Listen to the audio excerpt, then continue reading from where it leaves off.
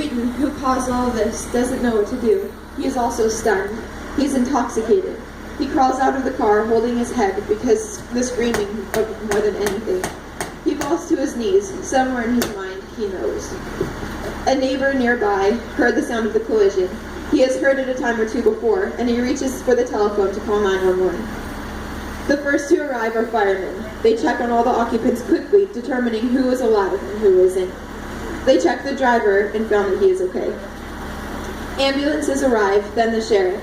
Firemen point out the surviving driver, and he starts to interview the subject. More rescue vehicles arrive on the scene, and those that will transport the dead. Reeton performs a field sobriety test. He fails the test, and the deputy places him in handcuffs and puts him in the back of the patrol car, takes him to the local hospital where blood and urine samples will be collected and tested for drugs and alcohol. It is found that his blood alcohol level is 0.09% and his urine is positive for marijuana. When the testing is complete, he was found to have been under the influence of drugs and alcohol at the time of the crash. He is charged with 3 counts of manslaughter 2, several charges of assault 1, and a DUI. He has no previous criminal record and receives 9 years of prison time and loses his driver's license for 8 years. During the civil trials that follow, he and his parents end up owing over $5 million to everyone involved in the crash. His parents lose everything they had worked for. His brothers suffer. His scholarship is history. Once released from prison, it is difficult to find work because most companies are not interested in hiring someone with 3 manslaughter convictions. His girlfriend's goals have changed. They are now how to learn to use a wheelchair, how to get out of bed by herself, and how to dress herself. The faces change, the ages change, the number of people involved changes, but the physical pain, the suffering, the death and heartbreak, the destroyed families, destroyed goals and dreams, they stay the same. If drivers stopped drinking and driving in Clackamas County, the numbers of these horrible collisions would drop by 50% immediately. As you can see right now, we have the first ambulance on the road up to the trauma center. Now, luckily, we have 2 trauma centers that are relatively close in our area. We actually have the 2 trauma centers, level 1 trauma centers, in the entire state. We have 2 of them in our city. One is Emmanuel Hospital, one is OHSU Hospital. Now that these people are heading up there, because the cloud cover was such that we couldn't fly them today, and because the system was busy, we're still waiting for other ambulances to arrive. What will happen with these folks on the way up to the hospital is they're going to get bilateral IVs. That means an IV in each arm. If they're having trouble breathing, we're going to go ahead and stick a tube in their throat and we're going to breathe for them. When they get up to the trauma center, they go into what's called a trauma bay. Just like on TV, they roll them in. There's a group of people there, usually about 10. Doctors, nurses, anesthesiologists, respiratory therapists, x-ray technicians, to start evaluating the life threats and correcting them systematically as they go through. During that time, they basically evaluate every system. They put tubes in places that you just don't want to think about tubes being placed. They poke, prod, move broken extremities, whatever they need to do to make sure that all the life threats are contained and corrected before they move on to the next body system.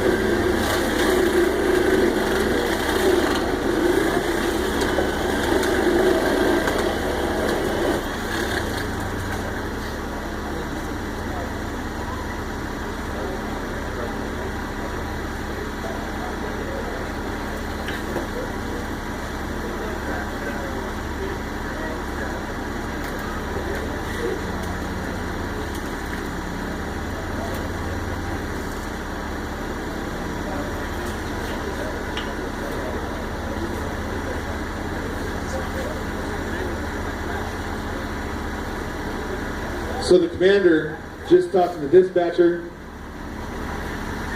and they now need the medical examiner. So what happens now is this road is going to be closed for hours because Clackamas County will call the state police along with the county sheriff's office. They have a group of individuals that come out and recreate this entire scene. They'll be able to tell how fast the car was going, what direction of travel, what was going on, how it all happens. Because they're going to document that. Because this is not going to be if there's going to be litigation. This is when the litigation starts. We're going to have to be able to recreate for a jury for millions, possibly tens of millions of dollars that are happening here.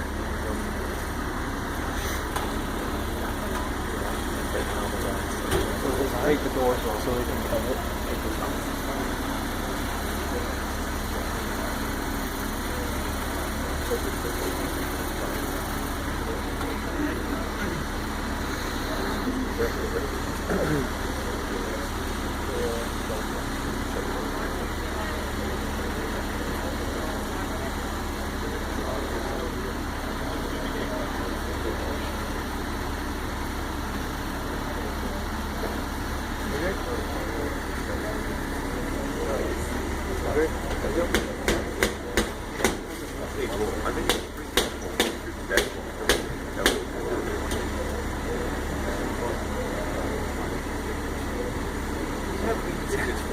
So as you can see, now that we've extricated all of the viable patients, things start to slow down, and they start doing the methodical removal of all the bodies of the dead people. The medical examiner's been called. Looks like they're starting to show up over here in the white van as they start coming around.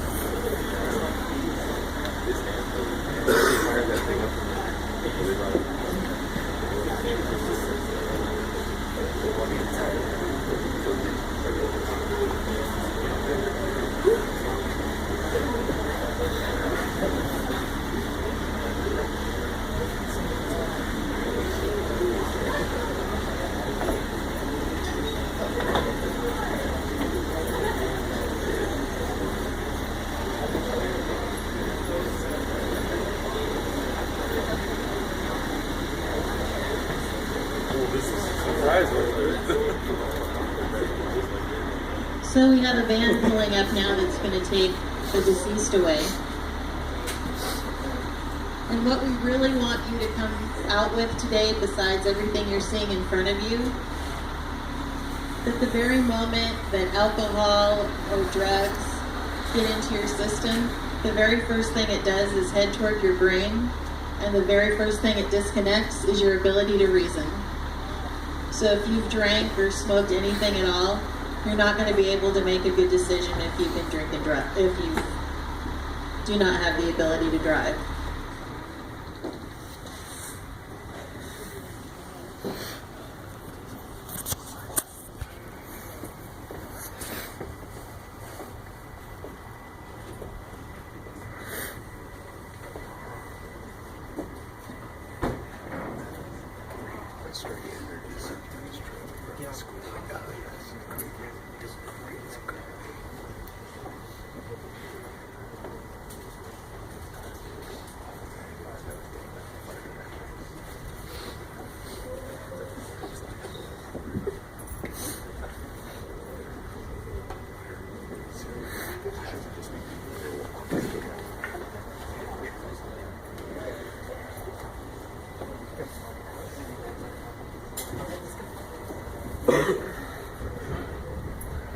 Like I said, at this time, what ends up happening is everything slows down. We have the medical examiner that comes out. They start taking a look at the bodies. We have the reconstruction team comes out, starts taking and moving all the cars, make sure everything is right before they actually tow them away. They mark where the tires are, where everything are. I'm sure you've seen them. You've driven down the road, you see a bunch of orange and green and blue and yellow paint. That's usually where there's some kind of a crash that's happened.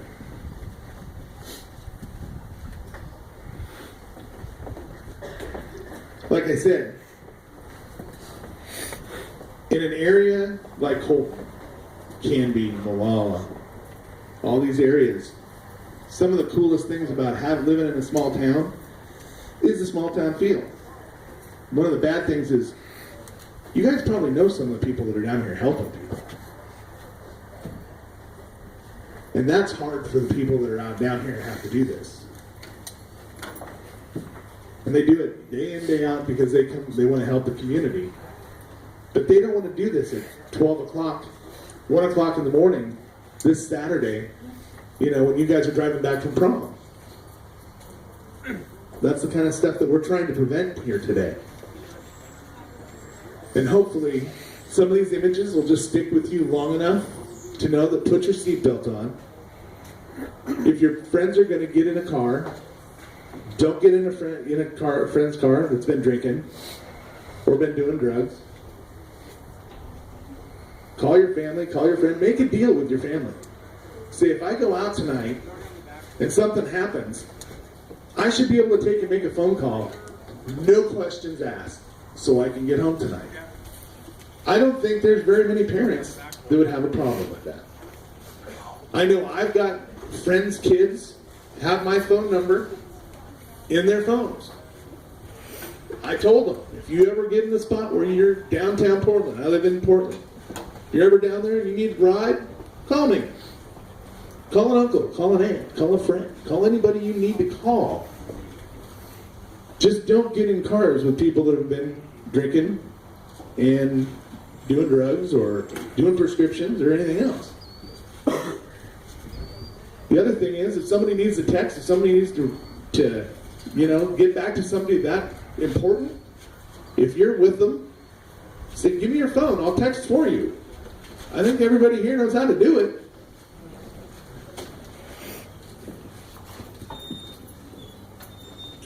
So now we're getting the last of our fatalities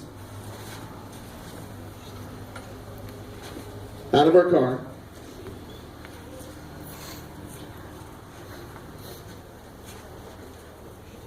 And by the way, when we do fatalities and we do dead folks, it's not gentle. It's not like it's easy because they're dead weight, they move around, they're floppy.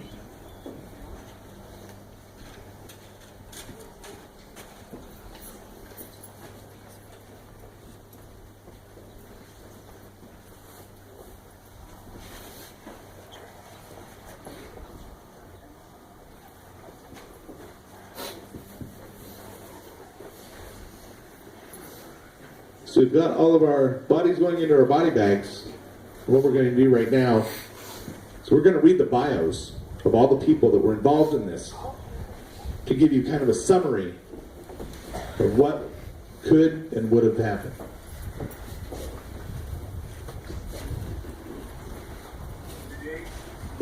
Before the accident, Kayla had a lot going for her. She danced at her church every week, volunteered on the weekends, and spent her free time with friends, family, and her boyfriend Gabe. In the fall, she is going to attend Eastern Oregon University to study nursing like her mother. Now, because of a bad decision made by one person, she will never achieve her dreams. She will never dance again, never hear her nephew say his first word, or see her boyfriend off to the Marines. Her family is going to have to live with the memory of their daughter and sister who was killed because of one bad decision. Alyssa was very active before prom. She loved performing in plays, singing on stage, cheerleading, and riding her horse in her spare time. She planned on attending the Art Institute of Portland and pursue a career in movie construction and animation. Now she is paralyzed from the waist down. She will never dance or cheer or ride her horse again. She will not be able to walk at all and will not be able to dress herself, bathe, or use the bathroom on her own. Her family will have to accommodate her. Her room will have to move downstairs and ramps will have to be built. She will need special accommodations in college and will never be truly independent again.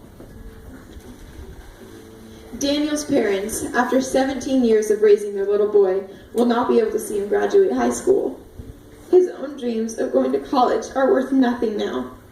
Where once was a cheerful smile and carefree attitude could be seen by all passing by him in the hallways, now there is nothing but emptiness. He's gone. Perhaps the baseball team will be the first to truly feel his absence, his usual jokes remaining unspoken. Daniel is dead, and nothing we can do now will bring him back. Before the accident, Paige had a bright future ahead of her. She planned on attending a university in Texas on scholarship and would be a member of their track team. Because of the accident, she will spend the next 18 months in a metal brace, and her dream of running track in college is ripped away.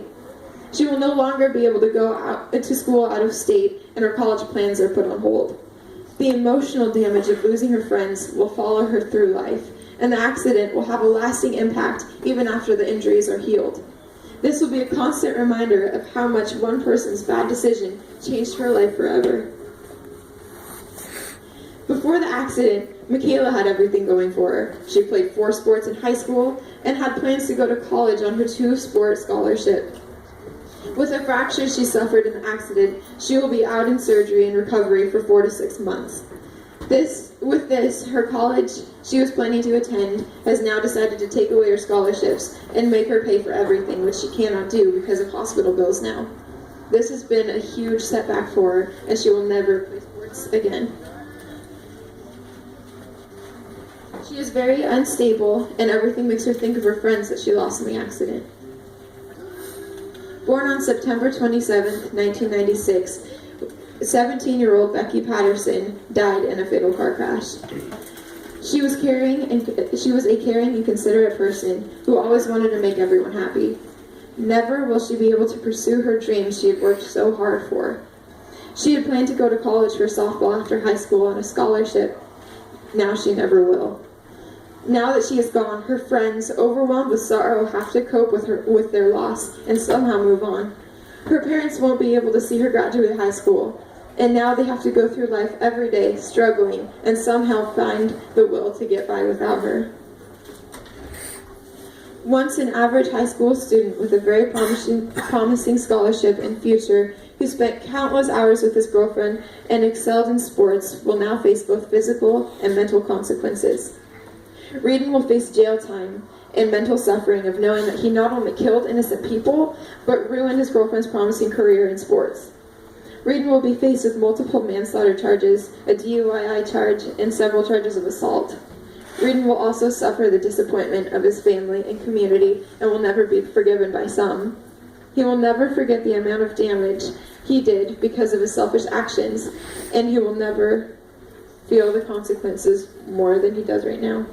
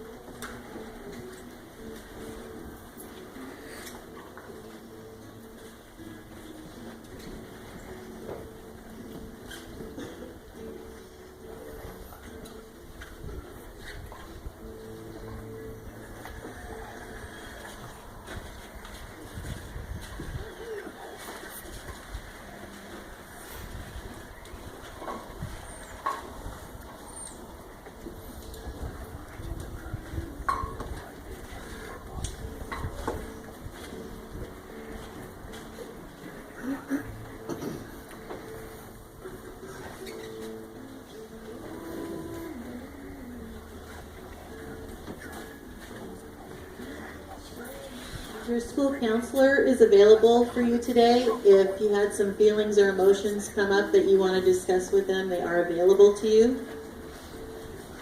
I think one thing we have learned today that you'll take away with you is you're never alone when you're in your car, even if nobody's with you. You take your whole family with you and your friends. And what affects you affects everyone that loves you.